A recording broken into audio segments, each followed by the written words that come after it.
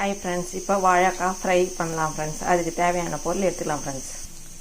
இப்போ மைதா அரிசி மாவு ரவை தேவையான அளவு எடுத்துக்கணும் ஃப்ரெண்ட்ஸ்.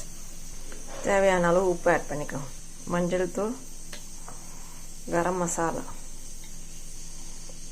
மசாலா, பிரியாணி மசாலா, மிளகாத்தூள் ஆட் பண்ணிக்கோங்க. இப்போ இதில் பெருங்காயம் ஆட் பண்ணிக்கோங்க.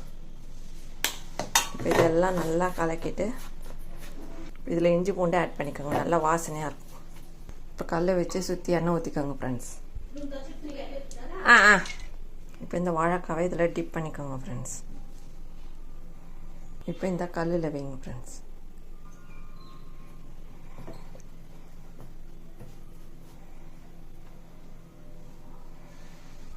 இப்போ சுற்றி அடிக்கனே வாங்க அப்படியே. இப்போ இதை சுற்றி நல்லா எண்ணெய் ஊற்றிக்கோங்க ஃப்ரெண்ட்ஸ். அப்போ தான் நல்லா மொறுன்னு வேகும். இப்போ பாருங்கள் ஃப்ரெண்ட்ஸ், இது நல்லா மொறுன்னு ஆயிடுச்சு. திருப்பிட்டேன் நான்.